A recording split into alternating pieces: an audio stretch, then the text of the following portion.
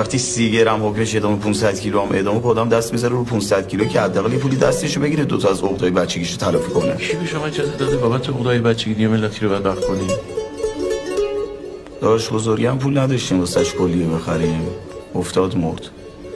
رفتیم واسش کفن خریدیم متری 6 و نیم، مغازه بغلیش پارچه لباس مشکی مادرم خریدیم متری 4 تومن. کی گفته ما همیشه باید تحمل کنیم؟ پسر جان آخه این چه توجیه بچگانه؟ یعنی هر کی مصیبتی داشته باشه باید بره شیشه تولید کنه. تا حالا یه نفر رو دیدین از بچگیش بشه بابای 10 نفر بزرگتر از خودش؟ 7 نفر خودمون بودیم، 4 تا بچه خواهر برادرم افتادن گردن ما.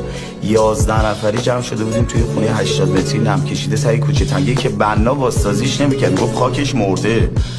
لباسشویی خریدم 3 ماهه زیرش پوسید بالاش زنگ زد. اون وقت کیه که ببینه چه بلایی داره سر استخونای پدر مادر من میاره اون رطوبت؟ راجب پرونده توضیح داری بنویس امضا کن، نداری پاشو برو. من گوشه واسه حرفم برو.